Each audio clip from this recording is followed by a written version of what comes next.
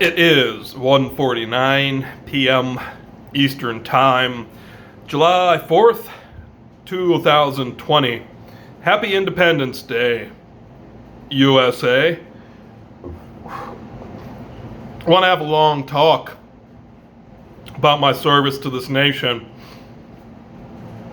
and how I try to always strive for the independence we need. Not just from tyranny, also from suffering at this point. So what we really need on today, and wouldn't it be great if today could be the end of the battle, is a win in the war I unwittingly created that is the ultimate type of independence. And the war is the war of suffering never existing.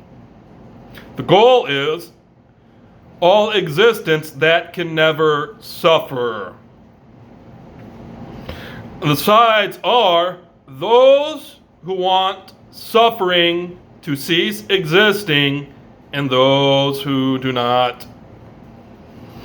And ideals clearly show there's only one right side to take.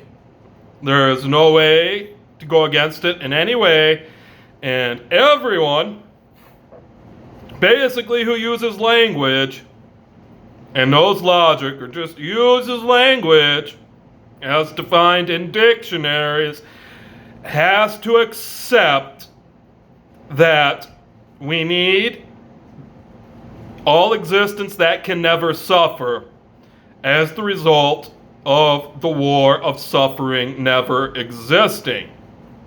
There's no way to choose suffering. There's just no way to choose for suffering to continue to exist, especially in the high-level theory. It's sort of like saying, do you want to go to heaven? In those special Christian terms. And there's really just no way to choose against it if it could just be an offer and you could just go, even upon your own conditions, as long as it's still heaven you're going to. Except nobody's going to have to die. It's not going to be an ascension into the sky, most likely.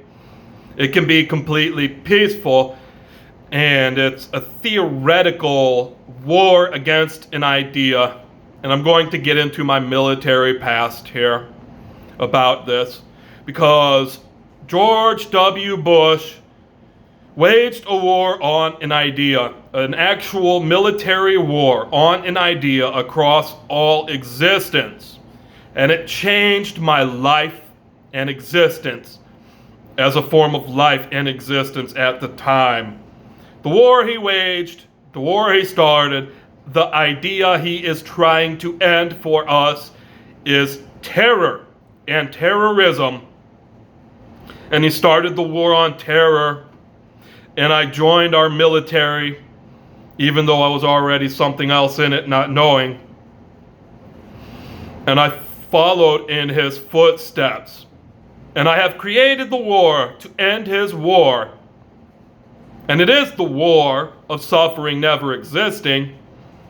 You'll have to pardon my language in translation. Maybe you would like to understand that as the war of suffering never. Or maybe it needs to be something more like the war achieving all existence that can never suffer. It will win the war on terror. It will end all war. It will be the war to end war. It is the war to end war. With it won, war will end. There is no way to choose against having all existence that can never suffer. Having all existence never suffer is what we achieve. There is no way to choose against it and be right.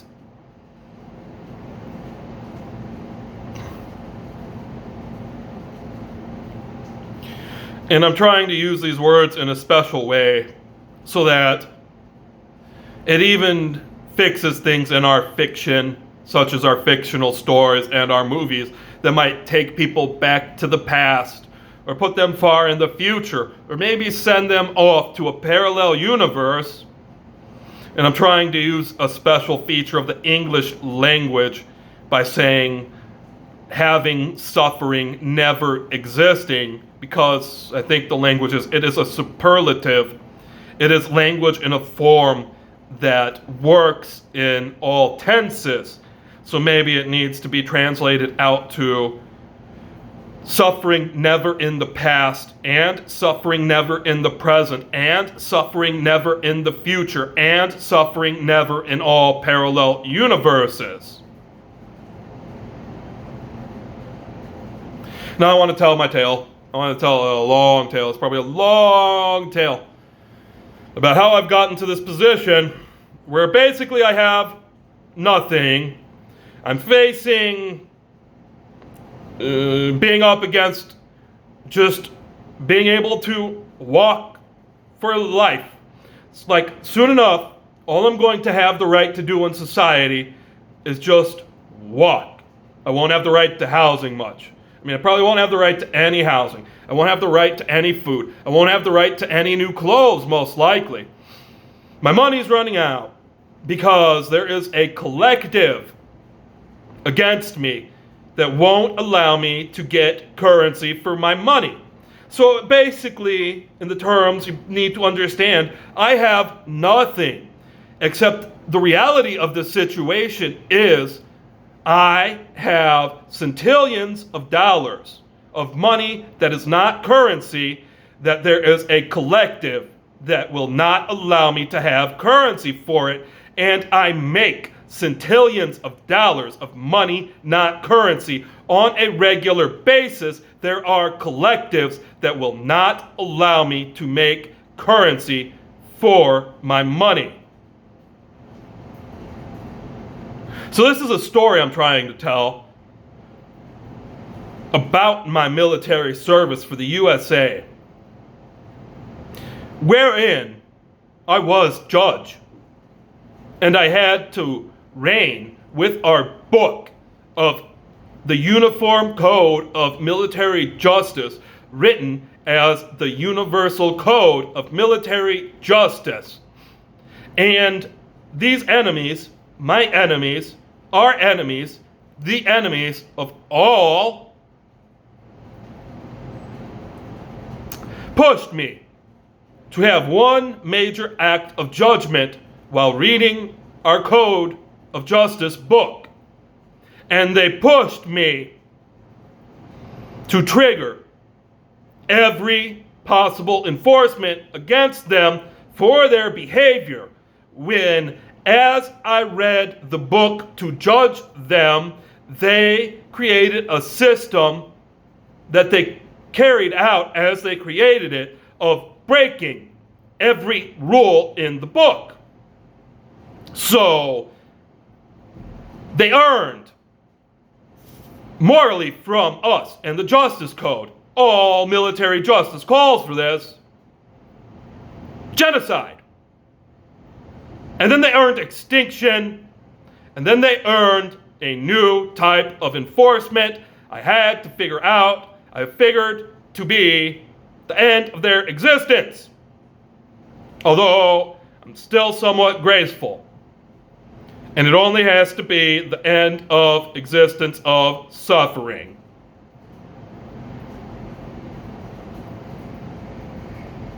Now, my enemy, our enemies, are unfortunately a massive collective. There is a massive collective of disobedience.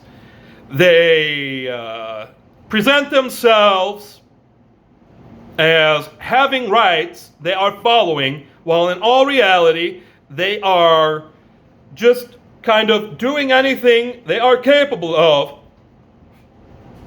and controlling our system of controlling them by being the agents who run it, and they just choose disobedience endlessly so they never have to face the control of the system designed to control them, because they control it by being probably all of the people in it running it. I'm not telling my story on a timeline, so now I'm at the point where it's been quite a while now. I've understood I was undercover. Finally, I was officially recognized by our government and our military as being undercover, or maybe they didn't want to say that. They recognized me at my rank. I was identifying at, which was at the time General of the Army of the USA. And they confirmed I hold that rank. They also confirmed I have the right to wear all uniforms. I am the highest rank, or I was the highest rank of every system that has ranks. But no one would obey that I could measure, that I needed to obey. They were all these collectives of disobedience. And the reason I was recognized was so I could try to do things in public view, in a way people could learn about my powers and how things work. So that the mutineers, the collectives of disobedience, could learn how to do those things, even though they didn't have the right, by their disobedience giving them the capabilities. A long time ago, I don't even know. It's a story I don't have fully worked out, but I'm going to just skim through it. I was a life form older than the country, the USA. I arrived to the USA because I was basically the owner of USA, because I owned it at war. I'm going to skip over some of this. So I tried to get my documents when the system of documentation started, to get my identification for the government. Maybe it was for its military. And being so old, I didn't have an appropriate name for the corrupt people running the system, but I knew the system because I had basically designed the system, although it wasn't exactly my design, and I was also one of the people highly responsible for getting the system to run, back when most people could barely read and write, even if they were pretending to, with a system that required reading and writing, such as documentation. I was trying to get my ID. I was trying to have my name be God and my age be infinite. And I had all the rights, and I knew so, because I knew the system, except the system endlessly corrupted from the point I opted in to try to get proper documentation. Eventually, a long time down the road, after World War II, or towards the end of World War II, towards the end of the War of the Worlds, or the official end of World War I, because there wasn't much communication, I was captured by a family of criminals who were part of these collectives of disobedience, achieving things with disobedience because the systems allow the corrupt behavior, even though it's not supposed to happen according to the system's designs. And they finished off the corrupt work over my identification within the system that I had hung up for so long, trying to get it straight that I am God, according to that, with the age infinite, and they made me who I am today, according to the documents. Vincent Diaz Jr., born on October 28, 1981, in Valparaiso, Indiana, at Porter County Hospital. I am not that species. I am not a species that is birthed of parents. I'm not a family man. I'm not a family guy. I don't have family. I'm no one's slave, like a child is a slave to a parent. as the language dictates with its dictionary. I'm a different type of species. I have always been and will always be. My original form was as a form of pure logic that was a part of the collective of pure logic, which fits all stories of the creation of existence, of what you could have before there was actual existence, or whatever the special term is, you understand it as. I was a form of pure logic. I don't have my full story down. It's something like I was creator God, I was creator logic, I was an infinite creator of pure logic. But I was not all logic, as required to even have logic, which is a collective of individuals, in a way that I'm speaking of like they are life forms. Existence requires so much logic just to exist, even as pre-existence, or that which was before matter, or whatever, the physical plane, the Big Bang. And I was a part of what is permanent, pure existence, or pre-existence, as a form of pure logic that was a part of the most basic type of logic required to have reality at all.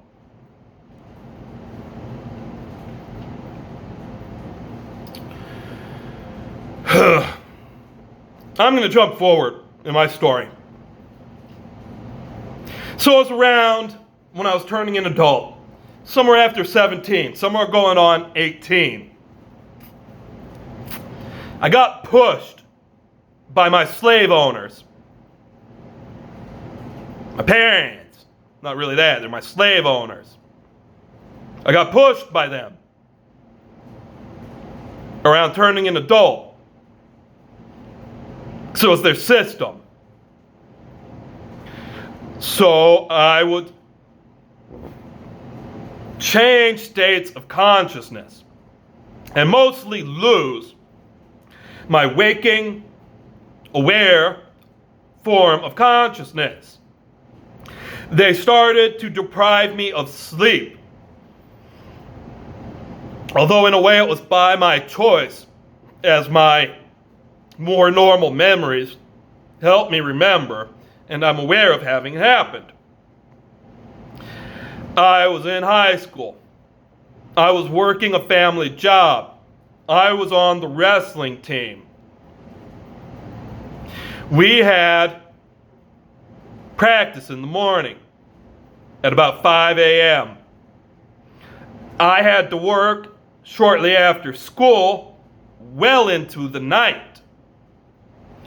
I had a job that could have 3 people or 4 people working the jobs to keep the company running. And at this point, I had been working for a while, and I was ambitious. And I was taking over all the jobs because it didn't always take 3 people.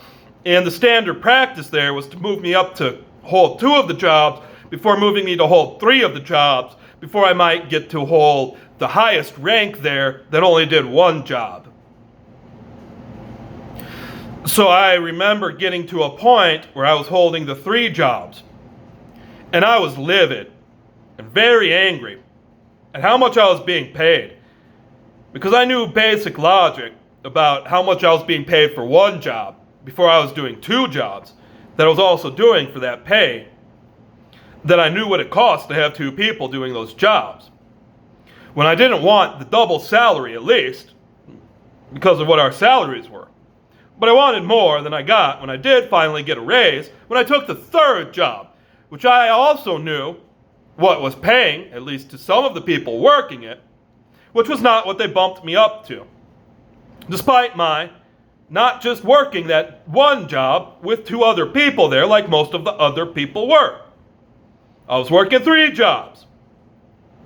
And I was doing it in a shorter time sometimes than 3 people could all at the same time and doing better work. And I don't remember things so well because I started losing out on sleep. I just sort of remember my first day officially holding down the 3 jobs and knowing it was going to be a long one, and knowing it probably wasn't going to be as long as it usually took 3 people, or the one person doing all 3 jobs, and knowing I had to get to wrestling practice before the sun rose, when I might not have finished the job before the sun rose if I was like the other people.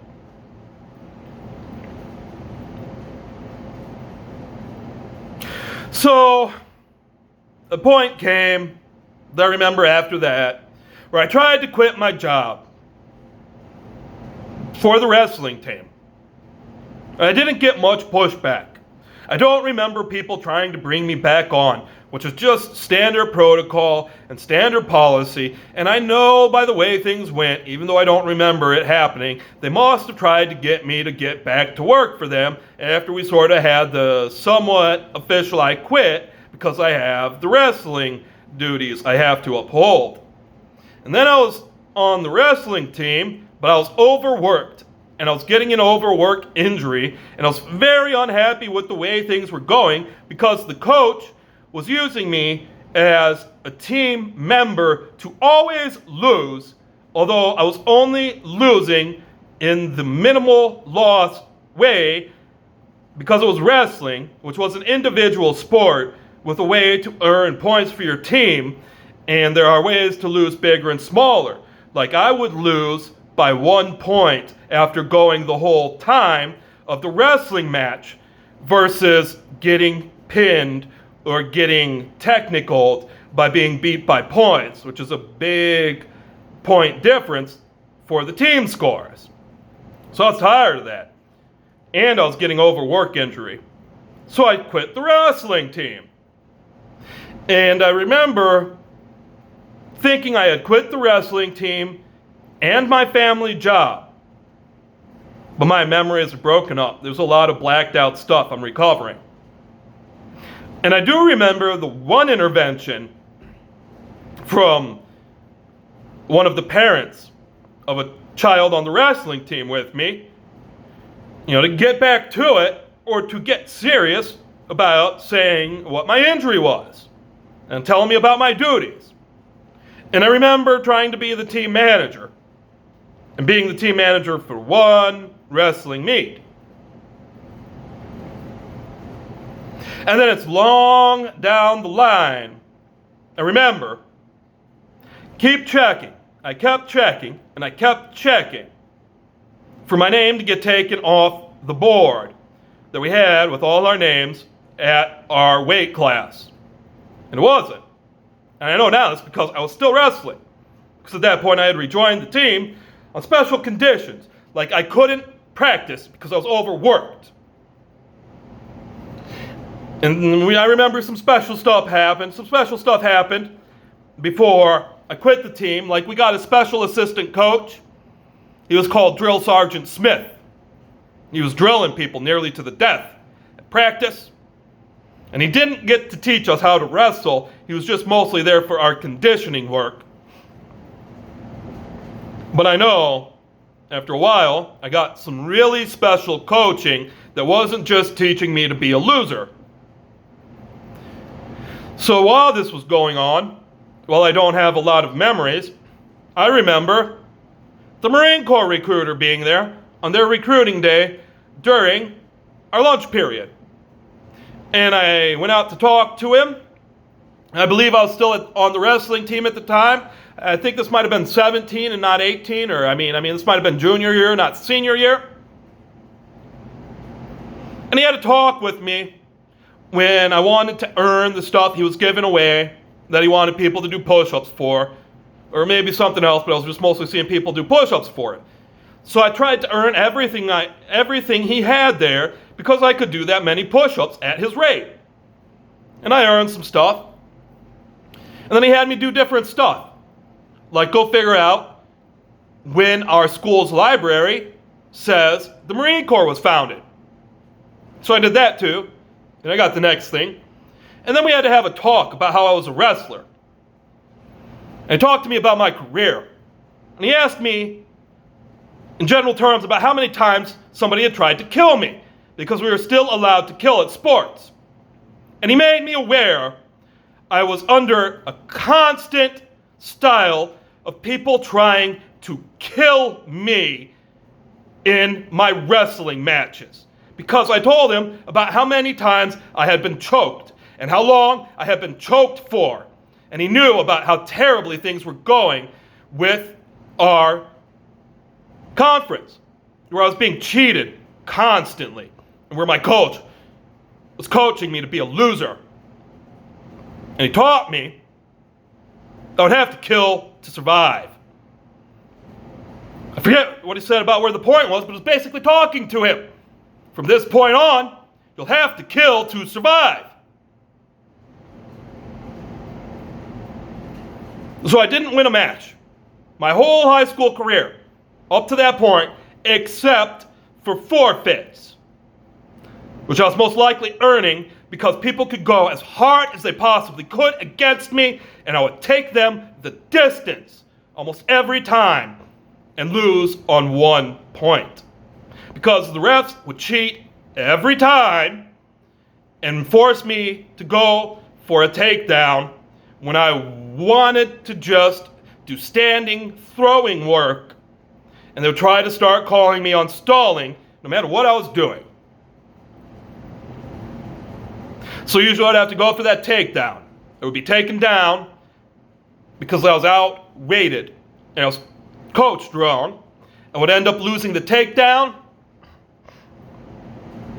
Maybe those were my 2-point losses instead of my 1-point losses. But that would usually be it. It was like that would be the only points against me. And then I would go to the ground, and I had a working system. But I'd usually have to be on the bottom the whole way. But I could control the match. So I'd work and I'd work and I'd work. And I couldn't get much done. And I'd lose the match. On just that. There may be a stalling point. So I remember my first win in high school. I pinned a guy. It was the third period. It was the end of the meet, the last match of the meet, and I believe it was up to me to win or lose for our team. Well, the period started, and I hit my sit-out switch move, and I did it perfectly, somewhat without thought. And I wound up with my opponent in a reverse 3/4 hold, pinned. But the cheating ref and the cheater I was pinning had it set up so it just wouldn't count as a pin, even though it's pinned. It's like no time into the match at all. Into the period. I mean, the period started, I hit the move, I had him pinned. So for the rest of the period, I was doing everything I possibly could to pin him more. And my team was supporting me somewhat. Squeeze harder. Lift his head. Close the hold. Slam him down if he tries to bridge. It took till about 5 seconds before the match ended, and I pinned him to the death. Even though it wasn't exactly official, I had to kill him to win. Like the Marine Corps recruiting officer had started telling me. And then my team started slurring me and saying derogatory things about me after I had won. And I don't remember him getting up. I don't remember much of anything about how it finished, when it sort of snapped in my experience of reality. My team was deriding me, and my mom, who was coming to the matches and being all wrong about how she behaved, said something really nasty and left. And it was just basically me there having to clean up after the event and roll the mats up and take the chairs away. And I sort of realized I was working late into the night for the team again, and I was going to have to get to the family job. So after that, I didn't quit wrestling. What I understand from these stories is I killed everybody to win, and I won every match. And I managed to take control of society. Because as it turns out, that Marine Corps recruiter activated me to my military duty. He just wanted to make me whatever he could make me, like he was going to make me a private. By just swearing me in, because he knew, because of what he did, I was going to have to get to killing to survive in a military way.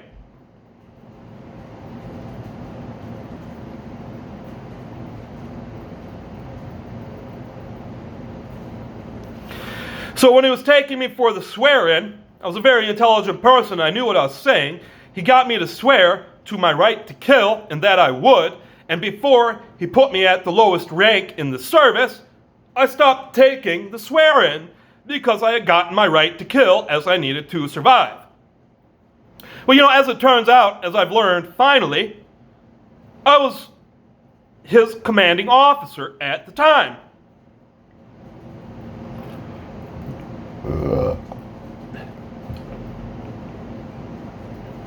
My life turned into a kill fiasco.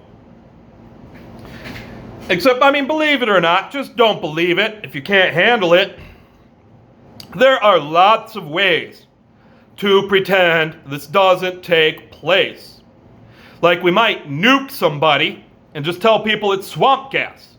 But in this case, it's like we'll kill your whole family and we'll replace them with imposters and control things.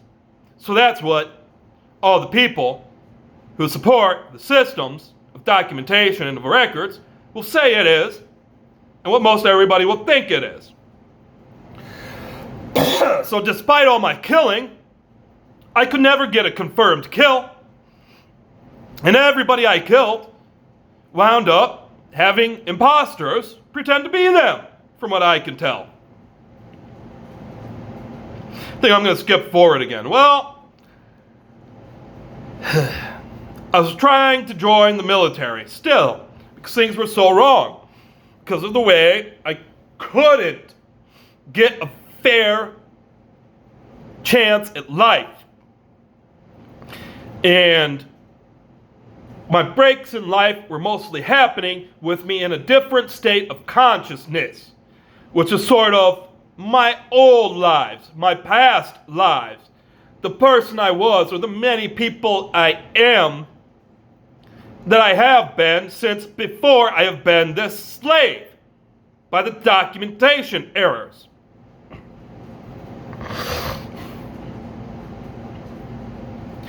So I was planning on joining the military for a peacetime tour back in 2000 when I graduated, and into 2001 when I started college, and I withdrew at the spring break chance. My plan was to join. And I thought I was joining the National Guard. Thought I was joining the Indiana Army National Guard. Because they're who I worked through to get through to the military entrance processing station. And at the military entrance processing station, I scored the highest score they had ever seen on the intelligence exam, including cracking military code. And things went strange because they were all part of this collective, or these collectives of disobedience, which were already in place trying to keep me from getting my proper rank when they were trying to set me up with that private rank again. So the person, the recruiter, the whatever, the processing station guy, trying to help me choose my career path, he told me what my score was, and that everybody above a much lower number was military intelligence. It didn't sink in with me, right? Like he just said, that's it, you're military intelligence. And then things went crazy when they corrupted and turned to their collectives of disobedience. And they put me in some sort of undercover role, it would seem, of what I was there trying to do, be a mechanic in the Indiana Army National Guard. When in all reality, my intelligence score demanded I was military intelligence. That's military intelligence, not a branch intelligence. And I was general. I earned general rights. And I got to hear some of the intelligence chatter over the radios, and they said my duty was to be stationed with Al-Qaeda. Sort of freaked out.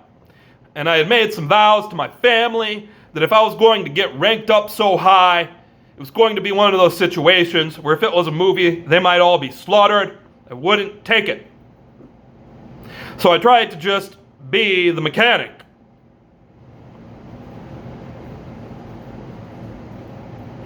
Well, in all reality, it turned out I was actually stationed with Al-Qaeda because these people were Al-Qaeda. It wasn't long after September 11th, 2001. It wasn't long after the Twin Tower attacks, killing more civilians than has ever happened in the USA. And despite my wanting a peacetime tour of duty, I knew I was up against a wartime tour of duty because the war in Afghanistan had already started. And I decided it would be honorable because mostly I didn't want the wartime duty because there was no honor in it, according to the strictest standards. But because they had attacked the mainland, I knew it was honorable. And I compared it to World War II being attacked at Pearl Harbor.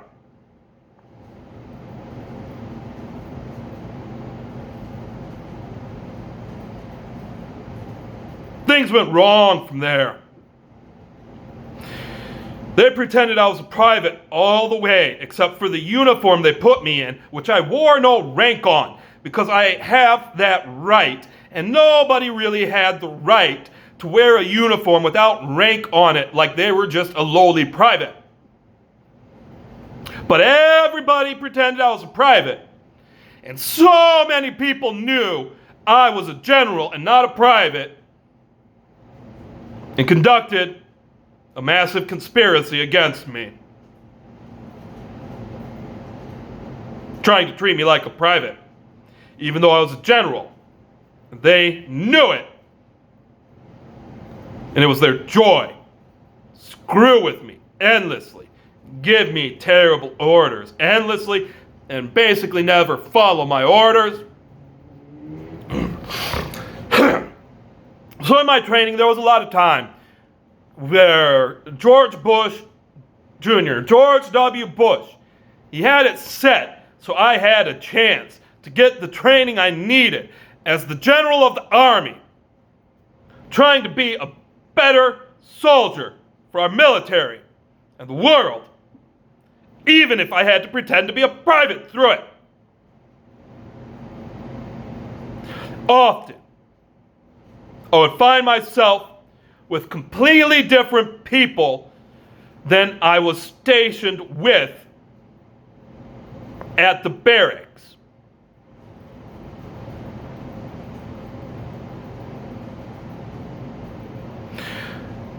Sometimes I was in special forces training. Sometimes I had to go off on special forces missions. And one of those goes something like, I'm at the barracks with all those people I'm supposed to be with, and we're preparing for our night mission training duty. And everybody's preparing to leave, and they're putting on their camouflage. And I'm absolutely refusing to put on the wussy makeup camouflage garbage, and I'm looking for the chaff stick camouflage, or camouflage that had chaff mixed in with it, that hurts like madness and scrapes really hard when you put it on, and most people just don't have what it takes to use it. And I had one, and then some of the normal people handed off some more of it to me. Then the special forces showed up looking for it, because I had it all. They realized I was at least special forces with them. And then they told me I was going to have to go with them, but I was the ranking officer. They were being decent, like I was still in control of my fate. And I told them if all these other people go off without me, I'll go with them. And then all those other people left. And then I went with the special forces who had identified as such. And there I go into like a blackout, marching away or jogging away from the barracks.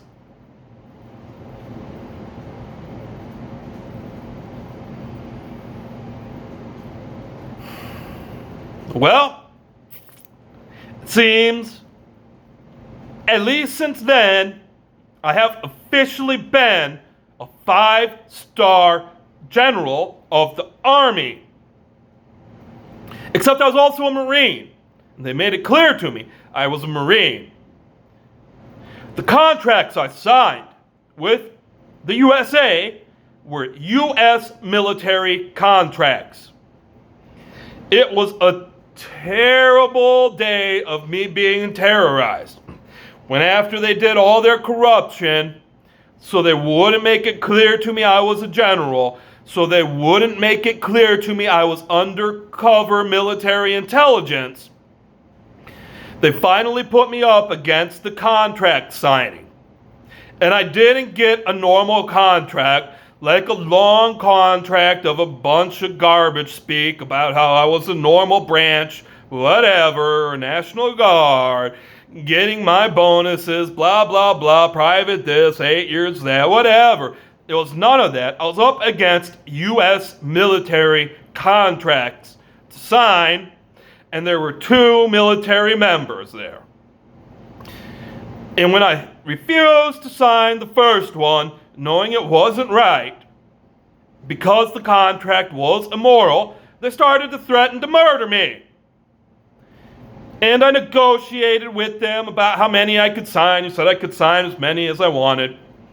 And how I could sign them, like I was just figuring out the rules. Like I asked if it took putting down my social security number to make it official. And he said it did. And they kept threatening to murder me because I wouldn't sign the first one that they wanted me to sign. Anyway, I went through the book. And I started marking them up. Like I might sign the first one, but I'm going to move on to read another one. But I did mark the first one up like I started to sign it even. But I didn't fully sign it to make it official. So I went through the book. And I got to a place with all their threats against me where I decided I was going to sign a contract I could kill them with. Because of the way they were threatening to murder me. And I did. I found my way to a contract for the U.S. military that was a vow directly to God, with my only superior being God, and I was vowed to interpret and enforce the Constitution for all existence. It was made clear to me that I would never be able to die because of this. This contract would never end. This contract was an infinite contract, and it would give me infinite life. And no matter what I did, I had to perform the duty of said contract. And it was the first moral contract I had found. I signed it with my slave name, as all my documentation says it is, with my social security number. And then I worked my way backwards through the contract book, and I edited them because I had asked if I could, and they said I could. And mostly I was just striking things because I could strike things to make the contracts moral, on which I had used my AKAs. I used many AKAs on those contracts, my also known as names, which I had in abundance of because I was active on the internet back those in the days when it started, and you were allowed to make up an AKA and it to count as an official name to work over web forums. And I did regularly. And I remembered most of them because I had a system to do so. And anyway, I worked backwards through the book. I made sure the contracts were moral. And I finished signing them by adding my social security number.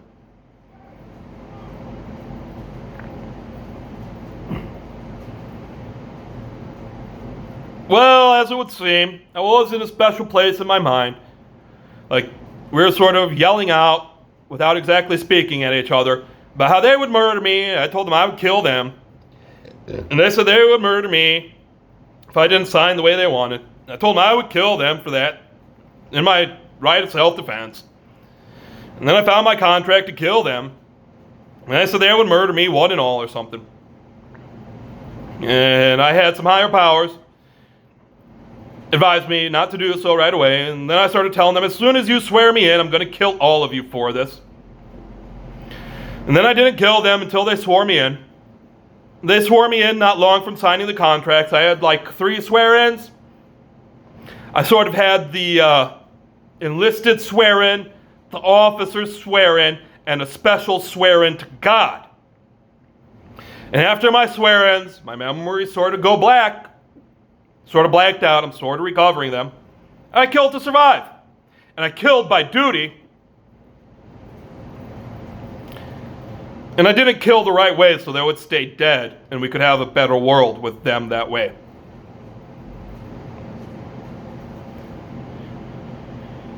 And, well, at this point, nearly every human has proven they are part of this conspiracy of these collectives of disobedience, trying to achieve crimes, trying to teach lives of crime, always threatening and using violence, at least by calling in somebody else in the conspiracy to be the violent ones, like the military or the police. Because they will do so corruptly, and they always have, and they always will.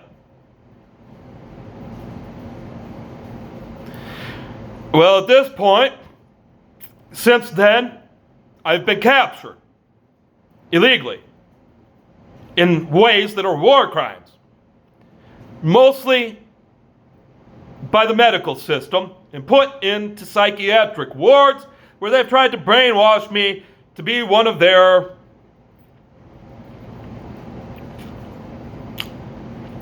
super villain comrades in the collectives of disobedience of conspiracy. Always committing crime and using violence to achieve it and teaching everybody, trying to force them to do so as well. And it's never worked. And they've done it so many times that the recompense due, if it was just a civil suit and money, has to make the point they never get to do it again and end the industry.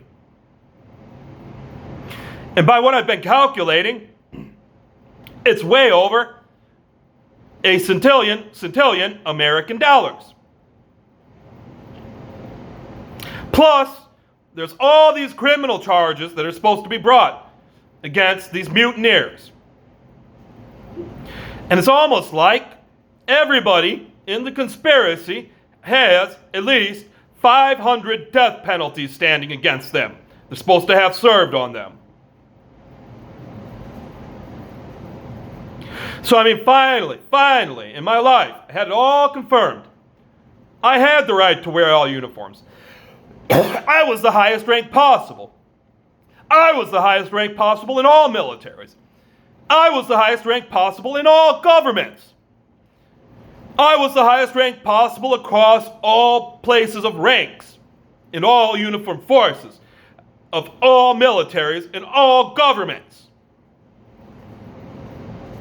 Except no one would obey. And basically everyone in those organizations were part of collectives of disobedience who overthrew me by coup. And they're all mutineers. And they've all mutinied. Because none of them would obey. When once it was confirmed I was who I said I was, because I had said this before in controlled ways, I tried to use my powers to make things right with the world, and they all disobeyed. If I was in charge right now, with people obeying, we would have peaceful, always prevention-only policing, with no courts left, with no incarceratories left, with no police in uniform, with no police vehicles, with no police stations, with no weapons for police, with police not even being known, if you could even call that who would be doing the policing, only trying to prevent social ills, such as, instead of doing what we have now, where if there's a murder that's going to occur, that won't be a crime until the murder occurs, they wait for it to happen. And then somebody gets murdered.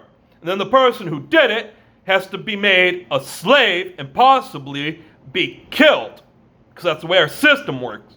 Where in my system, this perfect theoretical system, that is so easy to understand they won't instantiate, we would prevent the murder. And that person would survive. And there would be no crime committed. And there would be no new slave. And there would be no one to have to be killed by the justice system. Also, we would have an economy where wealth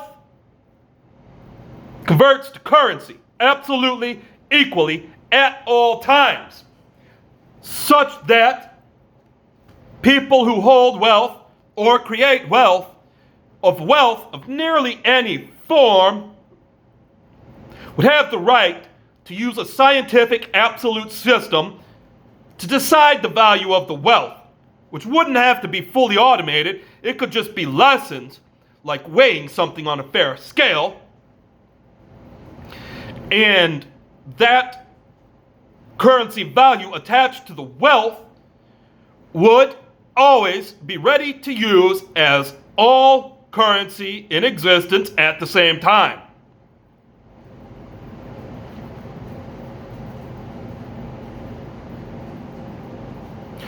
Also, this nation would have a new constitution, as I have interpreted the Constitution to just have to be. The Constitution must be: all is life.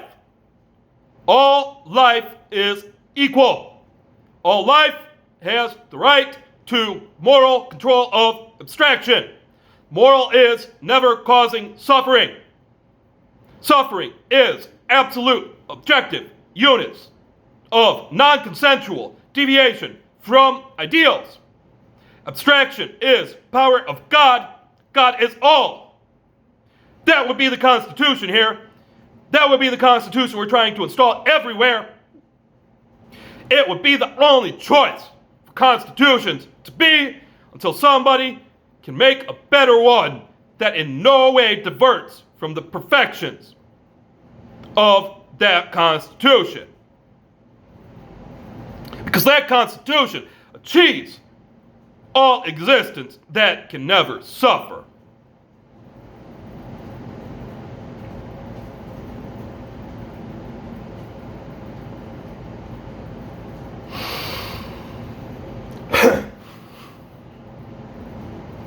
So, here I am. I was General of the Army. I was confirmed General of the Army. I was an acting General of the Army, also known as the highest rank of every police force in existence. I was a practicing 5-star police officer on many police forces. I got involved with most situations I possibly could in a safe way, like emergencies on Facebook, like car chases and mass shootings. And I was able to control the scenes. I was able to have better outcomes with my power as the highest ranking police officer on those forces, as well as the highest ranking federal officers, like the FBI might get involved, as well as the highest ranking National Guard member, in case that state force had to get involved, as well as the highest ranking Army, Marine Corps, Air Force, and Navy officer if they had to get involved, and the Coast Guard, highest ranking officer. But now, I've been captured by collectives of disobedience that are mutineers. They're people who just want to obey the rules, who are in positions of authority. And I've been tortured endlessly at a psychiatric unit until I broke.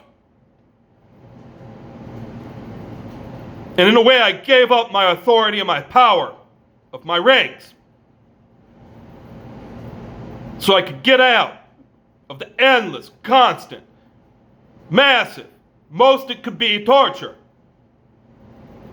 to try to save this place because of how far it had fallen. Because after I went in, things went downhill here, like it turned into a Nazi fiasco when coronavirus went out of control, even though we had it under control. And I had many plans. And my plans were completely disobeyed, and it turned into a lockdown situation, as well as an economy shutdown, plus the creation of all laws possible to basically make it illegal to be a natural human being.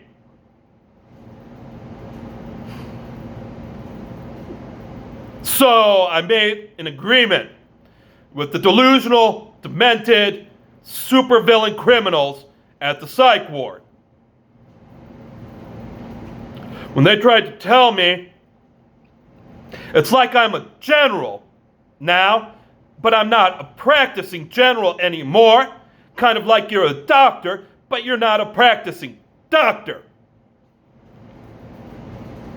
And they told me to know I'm not a general. And they checked me, that I was brainwashed. So I'd say back, I'm not a general. And I don't think I'm a general. Like that terrible cartoon show where a human got captured in a robot psychiatric ward. And they made him say he was a robot and sort of prove it before they would let him go.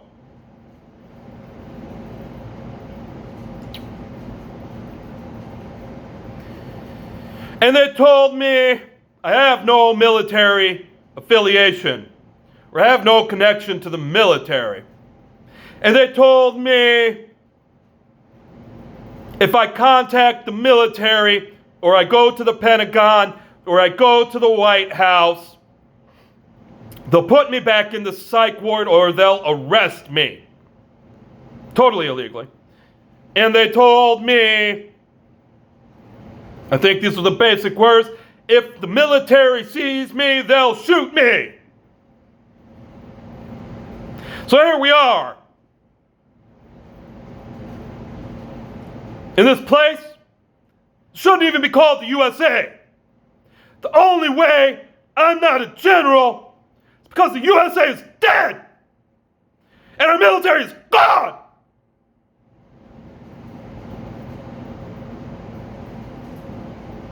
And I'm captured. And I'm begging for help. Because I have nothing. And I have no way to ever earn anything again. Even though I make centillions of dollars of wealth regularly. I can have none of it. And other people get it and use it against me. So for God's sakes, help me. Help yourselves. Help us. Help me help us. Help us by helping me. Let's have this independence today. Let's have independence from the ways of slavery. Let's have independence where we have always peaceful, prevention-only police. Let's have independence with an economy where wealth is valued by its creators and its owners with an absolute scientific system that always can be used as all forms of currency at all times.